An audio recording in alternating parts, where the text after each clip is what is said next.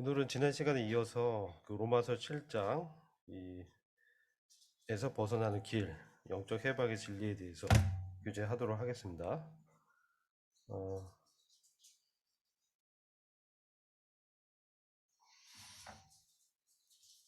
네. 지난 시간에 저희들이 교제한 내용을 잠깐 요약한 다음에 진도를 나갈게요. 로마서 전체 구조는요, 1에서 2장까지가 하나님 나라의 복음에 대한 내용입니다. 그래서 거듭남과 죄사함에 대해서 이제 1에서 2장에서 다루고 있고요. 로마서 3장에서 5장 11절이 하나님의 의, 믿음으로 이신 득이, 믿음으로 의롭다함을 얻는 그런 교리를 말씀하고 있고요. 로마서 5장 12절부터 8장 2절까지가 죄성을 다룹니다. 그래서 여기서 오리지널 신, 원죄를 어떻게 해결하는가, 그리고 이 7장에서 특별히 율법 아래에 있는 종교인들이 어떻게 율법에서 해방되는가, 이걸 뭐 영적 전쟁이라고도 표현하는데요. 사실은 이제 큰 틀에서 영적 해방의 범주에 있습니다. 8장 3절부터 16장까지가 양자의 영을 얻은 성령의 인도함 받는 삶이 어떤 것이고, 하나님의 아들들의 영광이 어떤 것인지, 이런 부분을 다루고 있습니다. 그래서 로마서는 각 그 장마다 이 신앙을 여정, 구원의 어떤 서사라고 할 수 있어요. 경험해야 하는 일종의 영적인 지도다. 뭐 저니 가이드북이라고도 말하는데요. 그래서 우리가 로마서를 통해서 실제 우리가 성도가 어떻게 성화의 삶을 살아가는지, 이런 부분을 다루고 있습니다.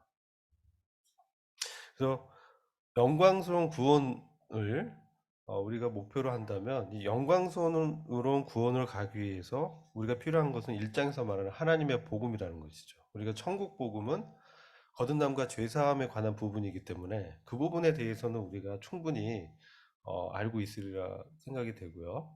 하나님의 복음이 중요하죠. 그래서 이신득이라든지, 그 다음에 영적 해방이라든지, 그리스도 안에 연합된다라든지, 이런 교리가 설명이 됩니다.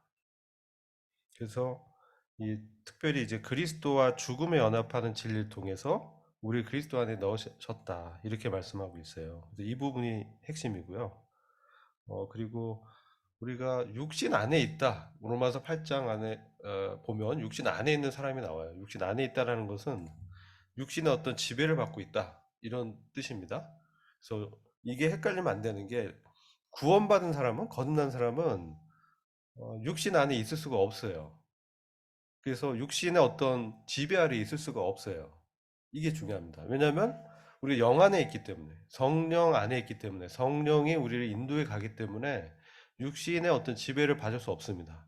그런데 혹 육신을 쫓아서 어, 살 때가 있어요. 상태적으로.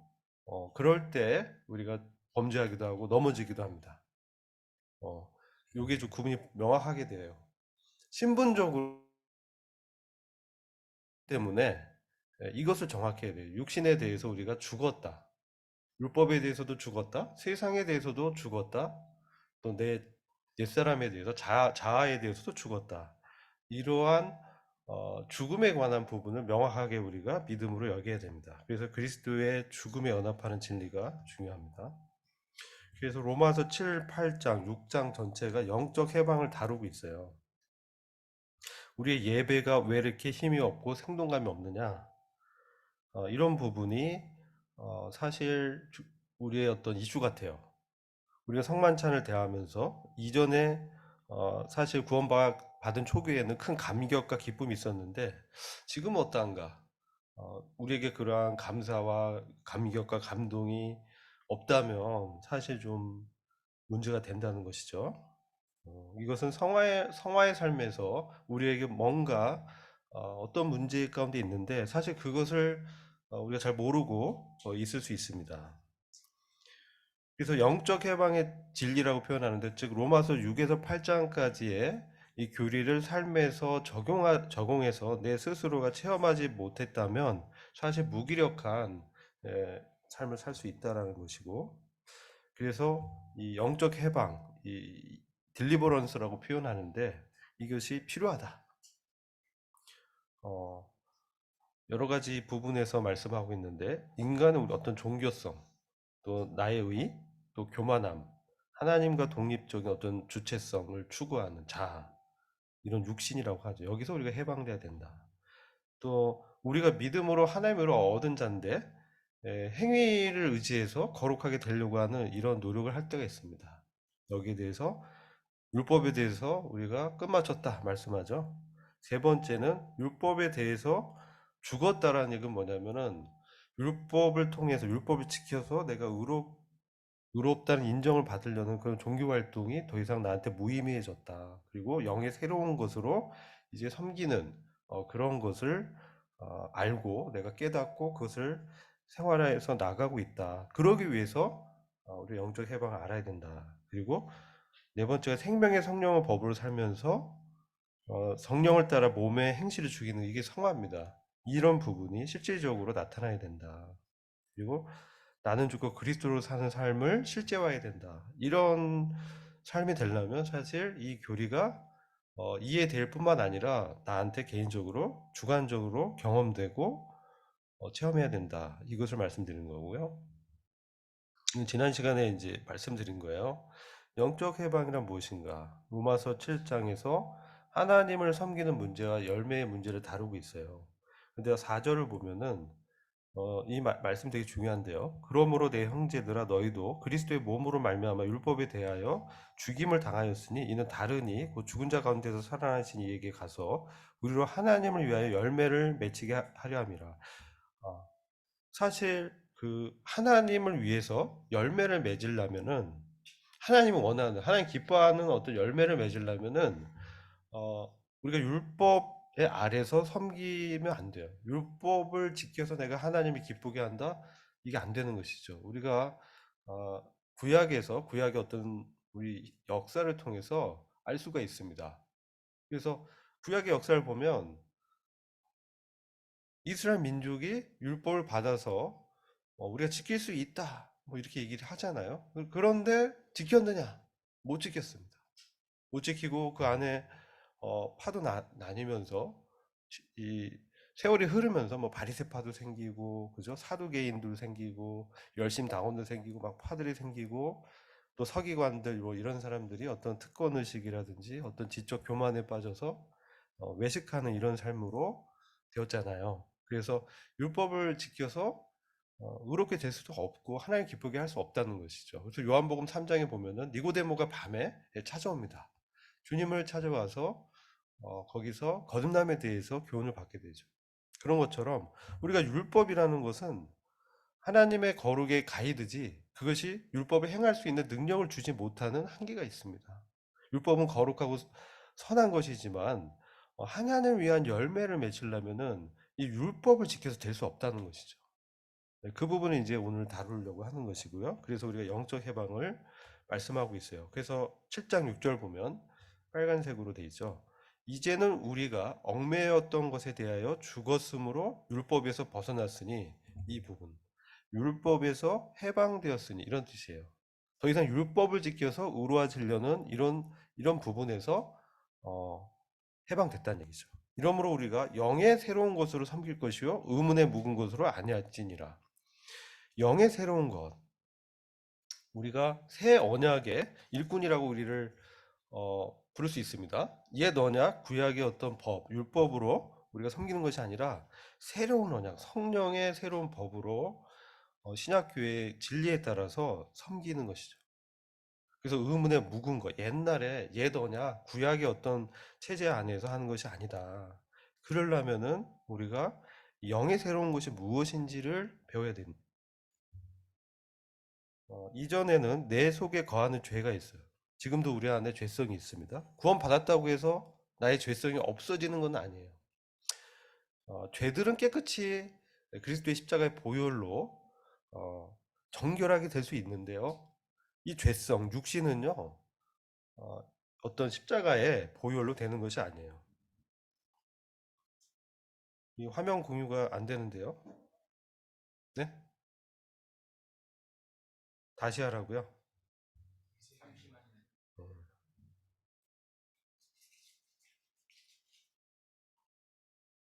음, 네. 감사합니다.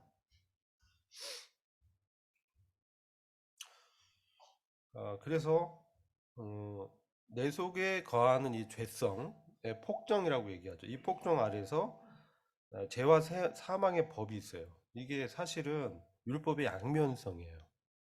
율법이요, 죄를 지적하면서 어, 이 우리가 뭔가를 율법에서 말하는 어떤 말씀을 지키지 못했을 때 어떻습니까? 좌절이 오고요. 또 내가 할 수 없다는 어떤 그런 생각들이 들어오기 때문에 이걸 이제 침체죠. 침체에 빠지게 되고 사망의 열매를 맺는 거예요. 이게 바로 죄와 사망의 법에 내가 이끌려 다니는 종로로 타는 그런 모습이 나타난다는 거죠. 그러면서 내가 미워하는 것을 하고 있는 나를 발견하면서 고통하는 그런 종교인의 모습이 로마서 7장에 묘사되고 있죠. 이 상태에서 벗어나는 게 영적 해방이다. 결국은 8장 2절에서 말하는 그리스도 예수 안에 있는 생명의 성령의 법이 이 죄와 사망의 법에서 나를 해방시키는 이런 경험을 우리가 하게 된다는 겁니다. 넘어가지 않는데요.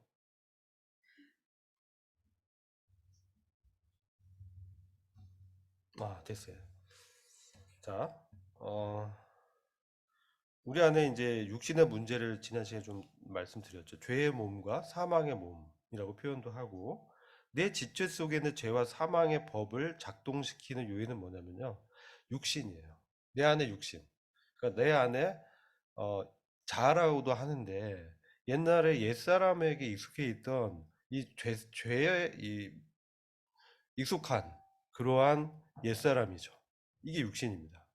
근데 이 육신이 어, 사실 십자가에 못 박혔어요.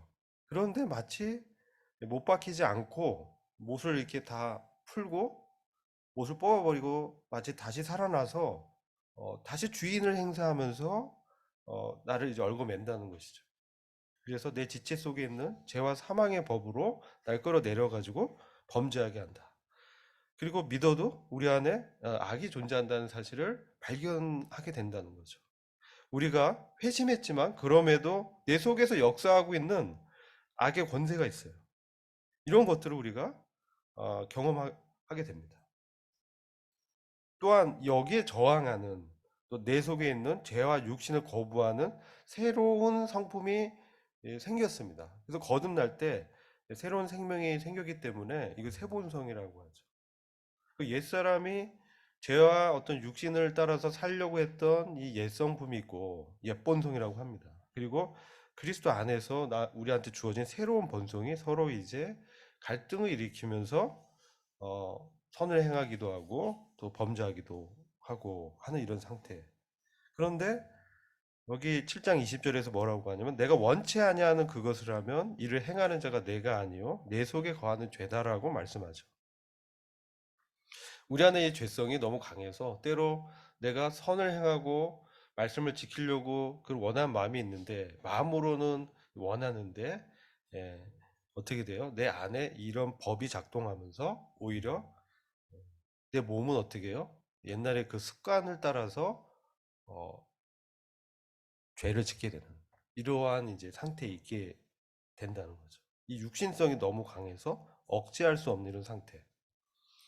이것을 이제 우리가 이 해결을 봐야 된다는 거예요. 어, 우리가 근데 이러한 악을, 우리 안에 내재되어 있는 악을 느끼지 못한다면 이건 좀 심각해요. 어, 그래서 우리 안에 이런 악한 어떤 세력이 있다는 사실을 우리는 인식해야 됩니다. 그래야 이 해결이 될 수 있어요. 그래서 지난 시간 여기까지 했어요. 진리를 알지니 진리가 너희를 자유케 하리라. 사실 우리가 원하는 이 성화의 삶을 가능케 하는 것은 하나님의 능력입니다. 그렇죠? 우리의 능력이 아니라 하나님의 능력. 그래서 이 복음에 나타난 하나님의 어떤 권능, 그죠? 그리고 하나님 주신 우리의 의로움, 이신특이, 이러한 하나님이 갖고 계신 그 의와 동질적인 의를 주셨다는 거예요. 이게 바로 이신특이죠.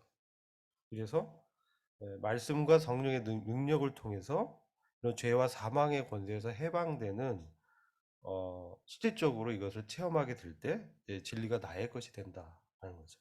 단순히 어떤 지적인 동의에 그치는 것이 아니라 이해하는 수준이 아니라 우리 삶 속에서 이러한 능력을 경험하는 이것을 이제 말씀하는 겁니다. 지난번에 이제 로마서 6장과 7장의 죄의 차이를 말씀드렸죠. 이거는 이제 지난 시간에 했기 때문에 다섯 부류의 신자가 있습니다. 로마서 7장 이해하려면 내가 어떤 상태에 있는지를 알아야 돼요. 첫 번째는 내가 이러한 진리를 전혀 들어본 적이 없다. 손 들어보세요. 처음이다. 다 이제 들어본 적이 있다는 말씀이죠. 두 번째는 말씀을 통해서 내가 깨달았는데 비침은 받아서 그렇구나. 이해했어. 그런데 정작 나는 이게 필요성을 못 느끼고 있어요. 그리고 그것을 구하지도 않는 상태에 있을 수 있어요. 이게 두 번째 부류고요. 세 번째, 이 해방의 진리를 들어봤고 또 그러한 삶을 살기를 간절히 사모하는 사람이 있어요. 근데 아직 경험은 못했어요. 네 번째는 이것을 들어봤고 사모하고 경험을 했는데 그 실제를 계속해서 지속적으로 누리지는 못하고 있는 상태예요. 이게 네 번째. 다섯 번째는 이걸 경험했을 뿐만 아니라 지속적으로 성령의 인도함 가운데 사는 삶을 누리고 있는 그런 신자. 내 안에 그리스도로 사는 신자. 이게 다섯 번째. 여러분들 이제 1번부터 5번의 부류에 다 해당될 거예요. 나는 6번이다. 손 들어보세요. 없죠. 자, 그러면 다 다섯 부류의 신자예요. 우리가 어떤 상태에 있는지 나의 어떤 상황을 잘 이해해야 정확히 우리 말씀으로 받을 수 있어요. 자, 지금 7장에서 영적 상태는 뭐냐면요. 거듭나고 하나님의 자녀가 된 사람이에요. 7장은 구원받지 않은 사람이 아니에요. 그 사람 마음 안에 선한 의지가 있어요. 하나님의 법에 말씀에 순종하고자 하는 바른 의지, 거룩한 의지는 있는 사람이에요. 근데 그것을 순종할 능력이 없는 상태예요. 그래서 이 18절에서 20절 세 번역으로 보면 이렇게 고백하는 거예요. 나는 내 속에, 내 육신 속에 선한 것이 깃들여 있지 않다는 것을 압니다. 육신에는 선한 것이 없다는 거예요. 그러니까 나의 육신을 막 노력하고 갈고 닦아서 돌을 닦아서는 선을 행할 수 없다는 거예요. 근데 일반적인 종교는 기독교 외의 종교에는 그렇게 육신을 단련하고 수행해서 종교적 어떤 선을 행하려고 하는 거죠. 문제가 있는 거죠. 그것은 한계가 있는 그런 종교죠. 그러나 기독교는 사실 신앙이죠. 일반 종교와 다릅니다. 하나님과 관계, 살아계신 하나님과 관계 속에서 믿음이 있고 그러한 삶을 살 수 있는 원동력이 우리한테 은혜로 믿을 때 주어지는 것이죠. 내가 하려는 것이 아니라. 그래서 믿음도 사실 선물이에요. 내가 믿어지는 거예요, 사실. 내가 믿으려는 의지도 있지만 사실 성령의 역사로 믿어지는 어떤 역사도 같이 역사하는 거예요. 그래서 이 사람은 선을 행하려는 의지는 있어요. 이제 거듭났기 때문에. 근데 실행할 수 없는 상태에 있는 거예요. 원하는 선은 못하고 도리어 원치 않는 악을 행하는.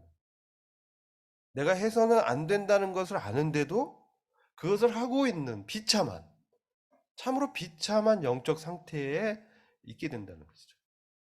근데 가만히 봤더니 그것을 하게 하는 것은 뭐냐?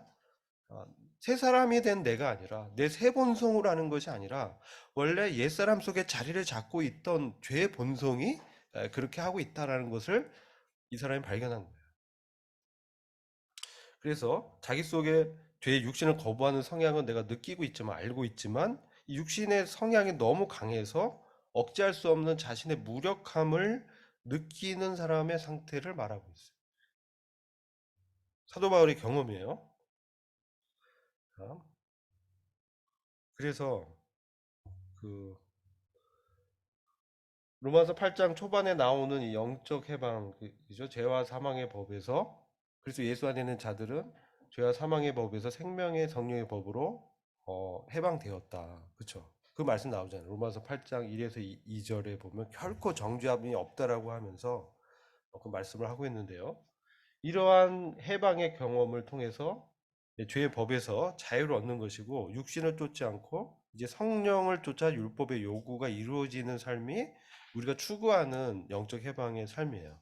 근데 이것은요, 사실 우리에게 하나님께서 주신 영적 축복입니다. 분기십니다. 근데 어떻게 육신의 성향이 강하고, 그러니까 육신 안에 있다라는 표현은 구원받은 사람이 아니라고 그랬죠. 육신 안에 있는 건 구원받지 않은 거예요. 육신 안에 있는 그냥 죄만 짓고 그 안에서 계속 그 죄를 이렇게 추구하고 마음에 어떤 양심의 그 꺼리낌도 없고 그 안에서 이제 헤어나지도 않으려고 하고 이런 사람들이 육신 안에 있는 사람이거든요. 육신적이라는 건 뭐냐면 우리 그리스도인도 고린도 후서 전서 2장 3장을 보면 육신적이고 미숙할 수 있어요. 그래서 내 안에 어떤 옛성품을 행할 때가 있어요. 이건 육신적인 거예요. 그리고 죄의 때로 매여가지고 사로잡혀서 죄를 지을 수 있는 이러한 상태의 사람이 어떻게 하나님과 동행하는 그런 삶을 살 수 있을까? 어떻게 영화롭게 하는 일을 할 수 있을까? 근데 많은 거듭난 그리스도인들이 믿은 지 꽤 오래되었는데도 이 진리를 모르고 여전히 이 상태에서 종교 생활을 하고 있는 것을 보게 되고 또 경험하게 된다는 거예요. 그러나 말씀에서는 진리가 우리를 자유롭게 할 수 있다라고 말씀하고 있어요. 그래서 우리가 이 해방의 진리를 소개하는 데 있어서 내가 어떤 상태에 있는지를 정확하게 여러분들이 아셔야 돼요. 이게 매우 중요합니다. 자, 제가 물어보진 않겠어요. 여러분 스스로 아까 1번에서 5번에 나는 어떤 부류의 신자인가 이걸 생각하고 계세요. 조지 뮬러라는 우리 브래드리 무브먼트의 영적 지도자 중에 한 분이 계신데요. 이분도 영적 해방의 경험을 기록하고 있어요. 네, 나는 1825년 11월에 회심했어요. 그때 구원 받았어요. 하지만 1829년 7월 구원 받은 지 4년이 지난 후에 마음의 충만한 순종을 하기에 이르렀다는 거예요. 이 사람이 어떤 경험을 했는데 그것을 이제 영적 해방이라고 표현하는 거예요.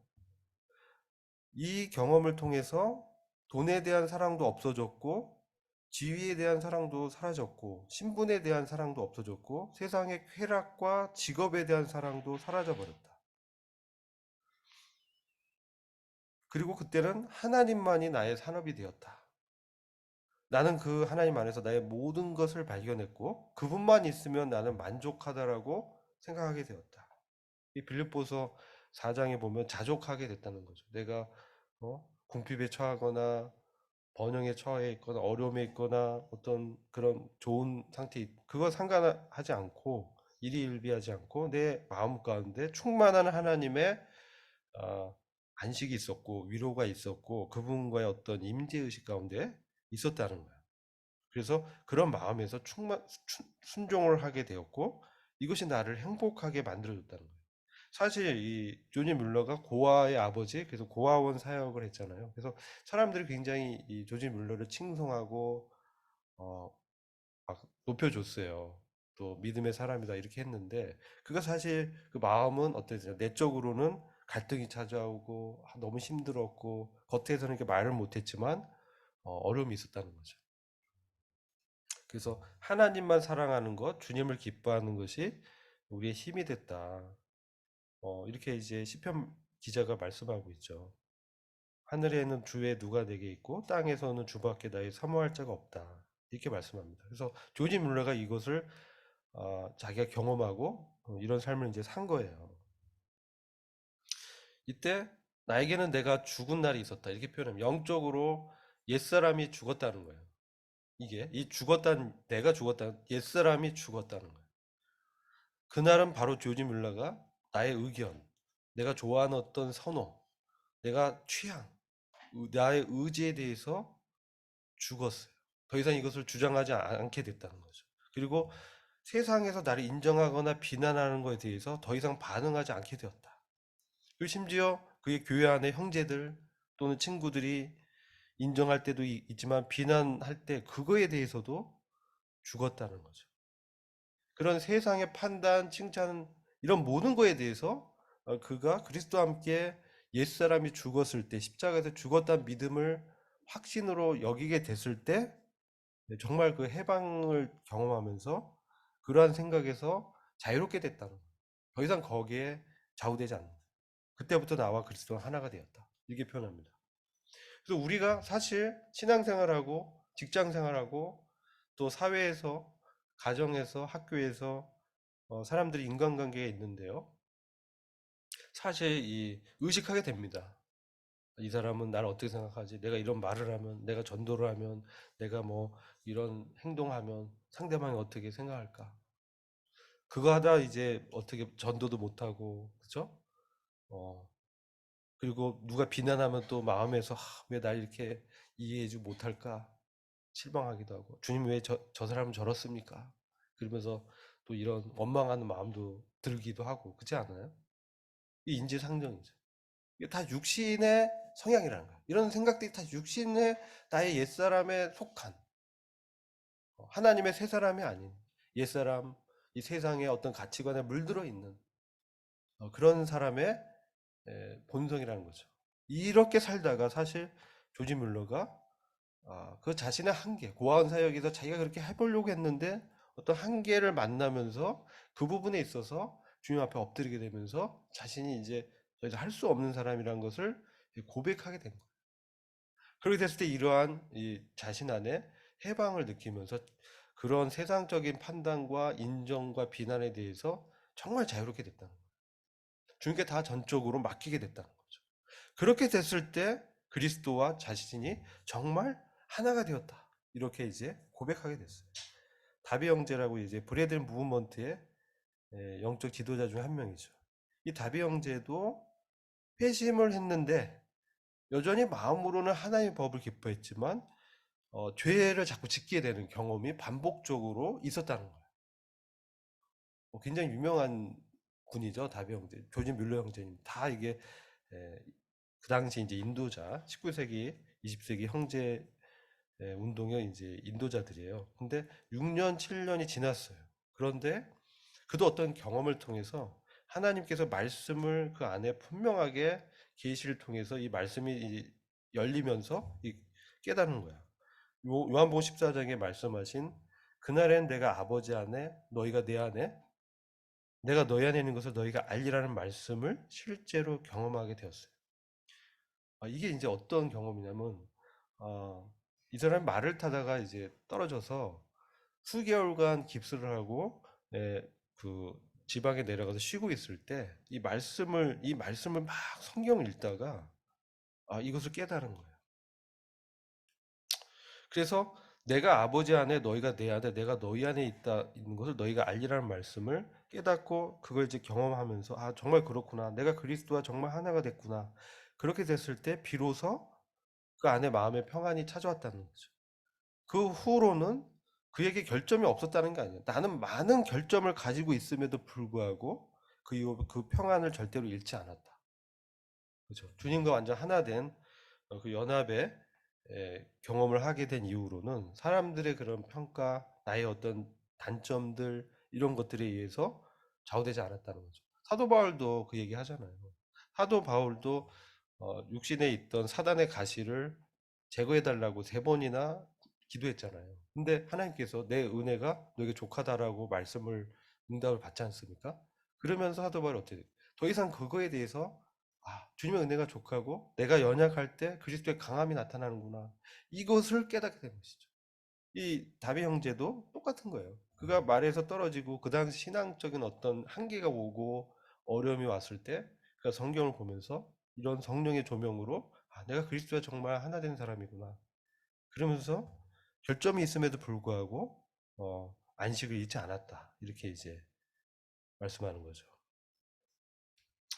그래서 어, 이것은 이제 그리스도에 의해서 이루어진 그리스도 안에 존재하는 죄와 사망의 권세에서 자유롭게 되는 경험을 했다는 거예요. 이게 성화입니다. 그러니까 우리가 믿음으로 의롭게 됐잖아요. 이신 칭의 혹은 이신 득이라고 합니다. 믿음으로 의롭게 되었는데 실제 우리 삶 속에서 이러한 죄와 사망의 어떤 세력들, 이런 법이라고 합니다. 이 법이 나를 끌어당겨서 계속 죄를 짓게 하고 또 일어나서 또 회개하고 또 자백하고 이 반복적인 다람쥐 제 바퀴 돌 듯한 이런 종교 생활하는 거예요. 여기서 우리가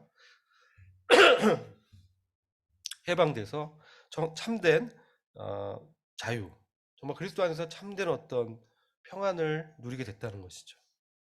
이게 성령의 능력을 통해서 이것이 경험하게 되는. 사실 이건 뭐 우리가 거창하게 영적 해방 뭐 이렇게 얘기하지만 성령으로 거듭났어요. 근데 실제로 성령으로 살지 못하는 거예요.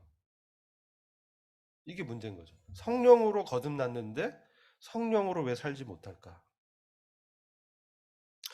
그래서 죄와 육신과 율법에 묶여서 성령의 열매를 맺지 못하는 상태에 처해 있는 그리스도인이 많다라는 거예요. 오늘 많은 그리스도인이 고통하고 있는 문제가 바로 이 문제예요. 그래서 겉으로는 멀쩡한데요. 속에는 다 썩어 문드러진 거예요. 고름이 나오고 있어. 내 안에 이런 도덕적인 문제, 해결되지 않는 죄의 문제, 내 안에 걱정, 근심 많잖아요. 근데 이런 것들을 마치 이게 내가 정말 주님 안에서 주님과 이제 하나 됐다고 얘기하지만 그렇지 않은 거예요.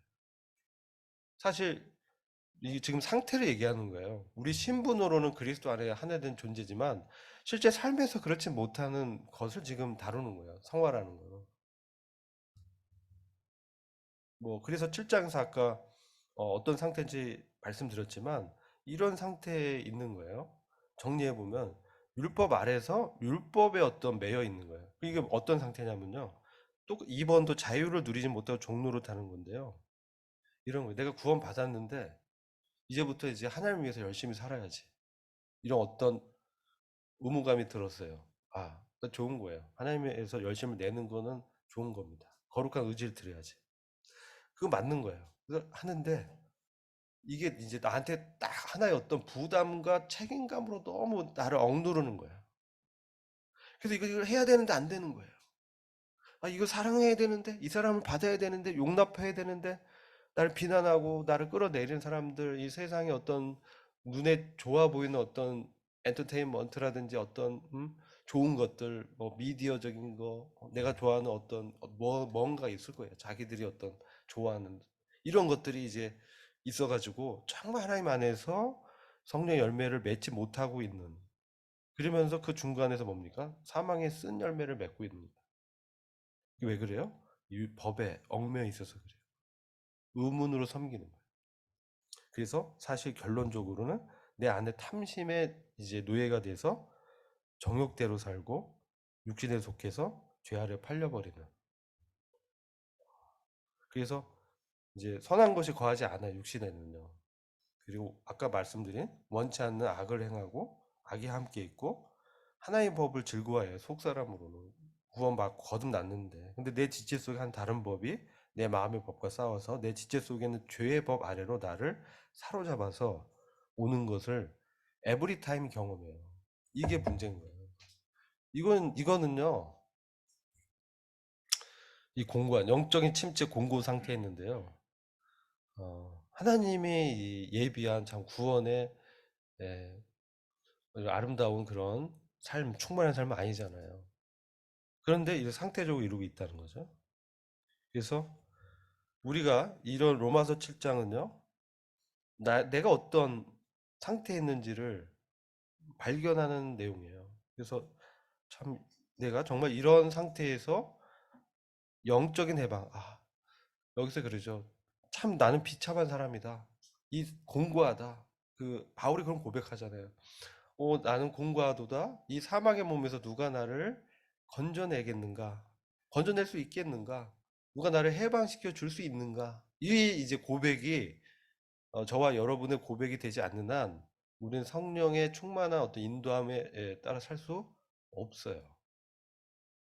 아시겠죠? 이게 머리로 아는 거하고 실제 내가 경험하고 사는 거하고는 다른 거라는 거예요. 그 신앙은 그냥 지식이 아닙니다. 이 신앙은 실제 우리 삶에서 경험해야 되는 거예요. 그런데 내가 구원 받았으니까 다 됐다라고 착각에 빠져가지고 그냥 막 살면요. 그냥 주님이 예비한 그 기업을 다 놓치는 거예요. 영광에 못 들어가는 거예요. 무슨 얘기인지 아시겠죠? 마치 이방인처럼 뜰에 거하는 것처럼 하나님의 왕국이 이 땅에 세워질 때 나의 품깃이 없는 거예요.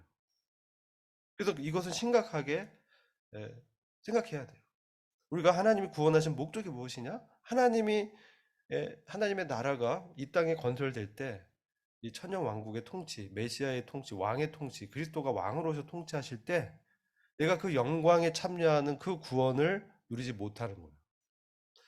천국엔 들어갔어요. 근데 나한테 기업이 없는 부끄러운 상태에 될 수가 있다. 그래서 하나님께서는 이 진리를 통해서 실제 죄와 사망의 권세에서 자유를 경험하고 사는 삶을 로마서 통해서 우리한테 제시하고 있다는 거예요. 그래서 이 7장 보면 율법 아래에서 종노릇하는 상태가 있고요. 그리스도 안에서 자유를 누리는 이런 상태가 있어요. 이게 8장으로 연결되면. 근데 율법 아래서 내 부담과 나의 어떤 자원과 노력으로 그것을 행하려고 할 때는 실패하게 되죠. 근데 그리스도 안에서 아까 그 율로 형제라든지 다비 형제님처럼 정말 자신의 무기력함을 하나님 앞에서 고백하고 정말 그 안에서 하나님으로부터 해결을 받은 사람은 풍성한 열매를 맺게 된다는 거예요. 이거는 결혼 관계로 로마서 7장은 설명하고 있습니다. 이건 이제 말씀드렸고요. 자, 우리가 그러면 이 영적 해방으로의 전환점은요. 로마서 7장 4절에 나와요. 우리가 이렇게 공고하고 침체한 영적으로 어려운 상태에 왜 있냐? 이 로마서 7장의 주제는 I입니다. 나예요, 나. 내가. 계속 이 로마서 7장의 종교인의 관심은 나에게 있어요. 내가 잘해야지. 내가 뭔가 보여줘야지. 내가 이 사람한테 뭘 해줘야지. 왜 나를 비난하지? 날 왜 인정하지 않지? 주제어가 나입니다. 자아 중심적인 사람이에요. 이 자아가 이 옛사람의 그 성품에 사로잡혀 있는 거예요. 사실 구원 받았는데도 그럴 수 있습니다. 그래서 우리의 시선을 이제 더 이상 이 자아, 나에게 집중하지 않고 죽은 자 가운데서 살아나신 그리스도에게로 돌려야 돼. 그분 어떻게 잘 아시죠? 우리 주님은 십자가에서 죽으셨지만 부활하셔서 지금 어디 계세요? 하늘에 계세요. 사도 바울도 다메섹 도상에서 하늘에 계신 그리스도를 만났을 때 그의 삶이 변화가 됐어요. 그래서 우리는 죽은 자 가운데서 살아신 그리스도께로 시선을 돌려야 돼요.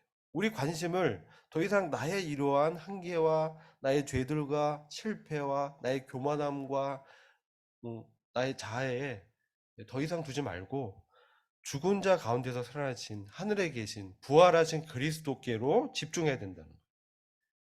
그래서 때 7장 24절에 나는 공고한 사람인데 이 사망의 몸에서 누가 나를 건져낼 수 있겠느냐?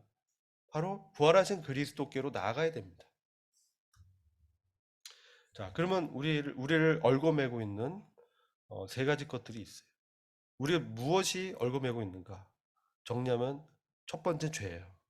이것은 오리지널 신이에요. 원죄, 죄의 본성을 얘기하는 거예요. 이 죄의 본성에 대해서 우리는 죽었다는 거예요. 로마서 6장 2절은 어떻게 우리가 죄에서 해방되냐? 죄에 대해서 우리 옛사람이 예수 그리스도께서 십자가에 못 박힐 때 나도 거기서 함께 못 박혔다. 이 말씀을 내가 분명히 붙들고 이해하고 이것을 믿음으로 여기고 또 말로도 선언하고 그것을 나한테 적용해야 돼요. 그랬을 때 이 죄의 몸이 멸하여라는 뜻은 이 몸이요 더 이상 이 죄에 습관들여진 몸이 나를 지배할 수 없게 됐다는 거예요. 죄의 몸이 멸했다는 것은 몸이 멸망했다 이 얘기가 아니라 더 이상 이 죄의 몸이 이 육신이 나를 어떻게 할 수 없게 됐다. 이 죄가 더 이상 나를 좌우할 수 없게 됐다는 거예요. 그래서 종노릇하지 않을 수 있다는 거예요. 하나님 그렇게 하셨다는 거예요. 그러니까 우리에게 집중되면 이것을 놓치는데요. 바로 그리스도께서 십자가에 못 박으실 때 더 이상 이 죄가 나를 다스릴 수 없게 됐다. 왜냐하면 죄에 대해서 죄의 지배 아래 있던 나는 죽었다는 거예요. 죽어야만 이 죄에서 벗어날 수 있는 거예요. 그래서 죄가 너희를 주관치 못하게 됐다는 거예요. 그래서 이것을 죄에서 해방됐다라고 표현합니다. 왜 죄에서 해방되어야만 하나님께 종이 되어서 거룩함에 이른 열매를 얻을 수 있게 되는 거죠. 얻었다라고 또 말씀하잖아요. 그다음에 이 육신 옛사람 이렇게 강조를 많이 했잖아요. 우리 옛사람이 예수와 함께 십자가에 못 박혔다. 로마서 6장 6절에 육신에 있을 때는 율법으로 말미암는 죄의 정욕이 우리 지체 중의 역사에서 오히려 사망을 위하여 열매를 맺게 했다는 거예요. 육신에 있을 때는 우리는요 구원받으면 육신 아래 있을 수는 없어요. 그죠? 우리가 이게 구원받은 이후에는요, 이 육신 아래, 지배 아래 있을 수 없다고요. 육신 안에 있는 게 아니라고요. 육신에 있지 않다고요. 그건 과거라고요. 근데 여전히 내가 육신 아래에 있다고 생각하면 안 돼요. 내가 육신에 대해서 죽었다는 거예요. 옛사람이 십자가에 못 박힐 때 내가 육신의 지배에서 더 이상 사로잡히지 않고 이것을 영적인 진리인데 이것을 나한테 적용해야 돼요. 근데 사탄은 이것을 자꾸 적용하지 못하게 하고 헷갈리게 하고 자꾸 뭡니까? 무뎌지게 하고 희미하게 해가지고 이 말씀을 그대로 나한테 적용하지 못하게 역사해요. 여러분들 이 말씀을 계속해서 진리를 믿음으로 주장하고 내 것으로 여겨야 되는 거예요. 아시겠죠? 이게 매우 중요해요. 그래서 우리는 그리스도 안에 이제 있게 됐다. 육신 안에 있는 것이 아니라 그리스도 안에 있게 되었다. 그것도 이 땅에서 공생애를 살아갔던 그 그리스도가 아니라 하늘에서 승천하셔서 하늘에서 하나님의 우편 보좌 권능의 자리에 앉아 계신 승리하신 그리스도 안에 우리가 있다는 것이죠. 그래서 우리가 율법에 대해서 죽었기 때문에 얽매였던 것, 더 이상 율법을 지켜서 의롭게 되려는 이런 거룩하게 되려는 이 노력하는 시스템에 대해서 더 이상 우리가 반응하지 않아도 되는 거예요. 그래서 우리 안에 이 성령님이 오신 거예요. 여러분들이 구원받았고 어, 그리스도 안에 있다는 것은요. 우리 안에 주인 대신 그리스도의 영이 우리 안에 새로 오셨다는 거예요. 새로운 주인으로. 그래서 이 그리스도께서 내 안에 성령을 통해서 말씀을 깨닫게 하는 것이죠. 그랬을 때 내 안에 내가 읽은 말씀, 들었던 말씀, 교제되는 말씀, 하나님의 그 말씀이 내 안에 이제 기억나고 깨달아지면서 이제 그 말씀을 따라서 몸을 이렇게 들이게 되는 게 영의 새로운 것으로 섬기는 거예요. 근데 여러분들이 이 말씀을 매일 큐티 안 하고 읽지 않고 듣지 않고 어쩌다가 생각날 때만 대한다면 이런 삶이 영의 새로운 것으로 섬기고 나아가는 삶이 실제화될 수가 없어요. 이론이에요. 근데 이걸 여러분들이 간절하게 구해야 돼요. 네? 그래서 문을 두드리고 구하고 두드리고 찾는 이에게 하나님께서 문을 열어주는 거예요. 하나님이 가난 약속 주겠다 약속 다 했어요. 근데 그것을 믿음으로 주장하고 들어가지 않는다면 못 들어가요. 우리의 분기 기업도 이러한 진리를 나의 것을 여기고 믿음으로 주장하고 한 걸음 나아가지 않는다면 내 것이 될 수 없어요. 그렇게 된다면 우리는 성령의 새로운 곳으로 섬길 수 없게 되는 거예요. 성령의 새로운 곳을 섬길 수 없다면 어떻게 돼요? 여전히 율법 아래에서 종노릇하는 거예요.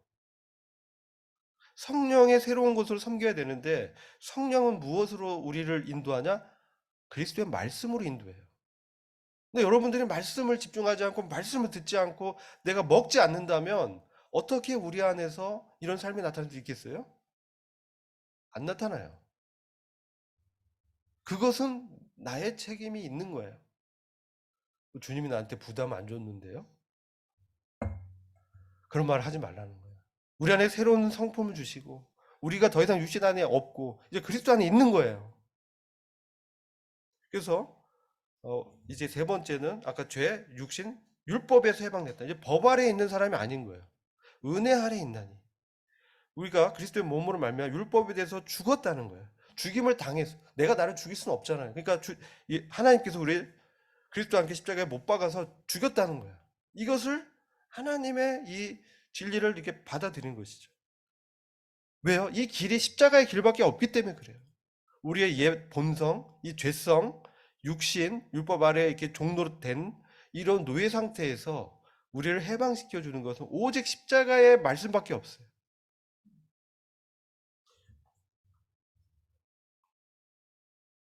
근데 이게 참 중요해요. 내 안에 악이 있다라는 사실을 인지해야 되고 난 정말 무기력하고 해방자가 필요한 존재라는 거. 그래서 이 악이 함께 있기 때문에 어떻게 악을 어떻게 해야 돼요? 끊어내야 돼. 그죠? 내 안에 악이 있어요. 그거랑 자꾸 연합하면 안 되잖아요. 그죠? 그러니까 죄에 대한 유혹이 들어올 때 내가 뭔가 보고, 눈은 마음의 창이 매우 중요해. 근데 눈에서 자꾸 어떤 이상한 거 보고 뭐 듣고 막 그런 걸 추구하고 하면 이 뭐예요? 죄의 이 본성, 이 육신, 이 지체를 통해서 오감을 통해서 들어온다. 근데 이것이 이제 내 안에 이 육신을 발동하면서 죄를 범하게 하거든요. 이때 이게 죄라는 사실을 알고 이것을 어떻게 해요? 끊어내야 되는데, 이게 내가 끊어내야지, 내가 아우 내가 끊어내야지, 왜 자꾸 이 생각, 이러면 절대 안 돼요. 여러분 이제 무슨 소림사 같은 거뭐 중이 막 하잖아요. 그 폭포수 밑에서 막 이제 어? 가부좌 틀고 막 수행하고 있잖아요. 근데 막 어떤 여인들이 막 이제 선녀 같은 여인들이 나타나서 유혹하잖아요. 근데 이제 그 중이 어떻게 돼요? 유혹에 넘어가죠. 그 자기 노력으로 안 되는 거예요. 그럼 어떻게 돼요? 우리 같으면 어떻게 돼요? 그 유혹이 올 때, 내가 그리스도와 함께 십자가에 못 박혀 죽었다. 이것은 내가 아니라 죄다라고 어떻게 해요? 죽음을 선포하면서 끊어내야 돼. 그러면서 나를 해방시켜준 그리스도를 바라보고 내가 그리스도 안에 연합한 하늘의 그리스도와 함께 있는 그러한 자구나. 내가 아버지 안에 있고 아버지 아들 안에 있고 그분의 어떤 연합 가운데 내가 함께 있는 자구나. 나의 생명은 안전하게 보관되어 있고 더 이상 이런 것들이 나한테 어쩔 수가 없다라고 믿음으로 선언해야 돼. 악은 끊어내고 또 구덩이에 빠져 있는 나를 이제 나를 보는 것이 아니라 그리스도를 바라봤을 때 이 죽음 통해서 십자가의 죽음을 통해서 그리스도와 함께 내가 못 박혔다는 이 죽음은 나의 죽음으로 여겨야 되는 거예요.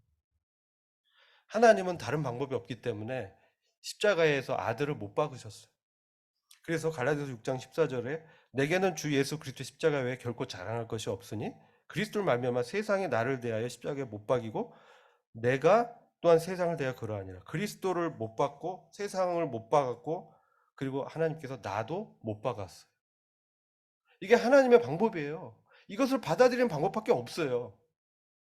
다른 방법 없다니까요. 여러분 아무리 산에 가서 뭐 어떤 수도원에 가서 아무리 금식 기도해도 이거 해결 안 돼요. 제가 저도 금식도 많이 해봤는데 절대 안 돼요. 네? 많이 해봤어요. 죄 막 써가지고 지난 한 해 동안 1월 1일부터 12월 30일까지 지은 죄를 수백 가지 써가지고 막 회개하고 자백하고 불로 태우고 막 이제 난 해방됐다고 이제 그 기도원에서 내려와서 이제 룰루랄라 이제 가죠. 2, 3일도 못 가요. 또 죄 져요. 왜 그래요? 그게 율법 아래 있는 거예요. 이 하나님의 방법을 우리가 잘 이해해야 돼요. 여러분, 기꺼이 나 자신을 십자가에 못 박겠는가? 이제 더 이상 나의 어떤 옛, 옛사람, 옛사람이 가지고 있던 가치관, 이게 뭡니까? 내가 세상에서 잘 되고, 좋은 직업 갖고, 좋은 사람과 결혼하고, 내가 이제, 세상에 번영을 취하고, 이 생의 자랑과 뭔가, 잘 되게 하려, 이 성공을 지향하는, 이런 번영 신앙 갖고 있다면, 이거 잘못된 거예요. 십자가에서 이런 나를 그리스도와 함께 못 박혔다라는 그런 믿음을 가져야 돼요. 기꺼이 나 자신 십자가, 더 이상 나의 어떤 자원과 나의 가능성과 나의 노력으로 뭔가 이뤄보려고 했던 이 옛사람의 이런 육신에서 이제 해방돼야 되는 것이죠. 그리고 율법 아래서 뭔가 내가 열심히 해가지고 내 노력과 내 자원으로 뭔가 해보려는 하나님 말씀 지켜보려고 하지만 어느 정도 대답 안 되죠. 그럼 못 되는 사람은 막 비판하고, 그죠? 나보다 잘하는 사람들은 막 추앙하고, 이러면 안 된다는 것이죠. 시선은 그리스도께 가야 돼요. 그죠? 이것을 여러분들이 정말 믿음으로 내가 여기 예수님 보이지만 여기 나도 보여야 돼요. 나도 이 그리스도와 함께 십자가에 못 박힌 나를 봐야 돼요. 나도 저기 같이 못 박혔지. 하나님이 나를 못 박아 버렸다. 그래서 죄와 악에 연합되어 있던 나를 십자가에 못 박았다. 아시겠죠? 이게 하나님의 방법이에요. 나 아무개나 바꾸는 예, 하나님께서 예수 그리스도 십자가에 못 박을 때 함께 못 박았다. 여러분 이름을 염두에 두고 그것을 나한테 적용하는 거예요. 개인적으로. 이 악을 해결하는 방법은 십자가밖에 없어서 그래요. 이 악은요, 죽음 외에는 이 죄성은요, 깨끗하게 될 수가 없어요. 개선할 수가 없어요. 도덕적으로 내가 좀 더 노력해서 천만의 말씀이에요. 안 돼요. 그렇기 때문에 십자가에서 죽음으로 해방되는 수밖에는 길이 없는 거예요. 그래서 이 죽음을 통과하면서 이제 부활의 생명으로 들어가는 거예요. 이 죽으심과 같은 모양으로 연합하였다는 건 심겨졌다는 얘기예요. 우리가 그리스도의 죽음에 심겨졌다. 이게 되었으면 그의 부활 같은 모양으로 연합한 자도 되리라. 로마서 6장 5절은 이제 미래형으로 나옵니다. 그래서 이 죽음이죠. 요단강에 들어가는 거 우리가 좀 이따 좀 도표로 보여드릴 텐데 그런 거예요. 어, 이 요단강 있잖아요. 요단 세 번째. 이 요단강은 우리가 개인적으로 우리의 육신이 옛사람이 어, 죽었다는 것을 믿음으로 여기고 요단강의 발을 이제 도하기 위해서 이제 이 말씀을 이제 의지하면서 걸어가는 거예요. 여러분들이 이 구약의 이스라엘 역사를 보면서 이 홍해, 그다음 광야, 요단강, 가나안 이 여정이 신앙의 구원의 서정이에요. 우리가 구원을 받았어. 홍해를 건너서 광야에서 내 육신이 뺑뺑이 돌잖아요. 왜 그래요? 가나안을 보고 하나님 약속을 믿지 않고 물러섰거든요. 그죠? 그래서 광야에서 그 육신은 다 멸망했어요. 그 다음에 이 세대가 요단강을 건너가죠. 이것이 바로 그리스도 안에서 우리가 에, 그 연합된 그 믿음으로만이 그리스도의 그 십자가에 내가 죽었다라는 믿음으로 요단강을 이제 건너는 이게 나한테 개인적으로 죽음을 이제 적용하는 것이죠. 그리고 이제 가난에 들어가서 열매 맺는 삶을 사는 거예요. 그래서 이제 부활의 그 생명으로 사는 것이죠. 그래서 이제 적과 꿀이 흐른 땅은 성령의 인도함에 따라서 부활하신 그리스도와 동행하는 삶이에요. 그러려면은 우리가 우리 죽음을 그리스도의 죽음을 그리스도와 함께 나도 죽었다는 그러한 죽음에 연합해야 된다. 어, 그리고 이제 고린도전서 10장은 요단강 건너지 못한 사람들이 어떤 본보기로 되었는지를 교훈해 줍니다. 이런 사람들은 어, 음행에 빠졌고요. 뭐 하나님을 시험했고 원망하고 다 멸망했어. 하나님 말씀을 믿지 못했어. 부분적으로 순종했습니다. 그 육신에 따라서 행했죠. 그들에게 일어난 이런 일이 우리에게 본보기가 된다는 거예요. 말세를 만난 우리를 깨우치기 위해서 기록되었다는 거예요. 지금 말세입니다. 여러분들 요즘 이제 그 살기 편하죠. 그죠? 생활하기에 어려움이 별로 없어요. 고난이 별로 없어. 어려움이 별로 없어. 근데 이때 더 큰 말세에 기롱하는 자들이 와서 뭐라고 하냐. 예수 그리스도의 재림이 뭐 언제 있니?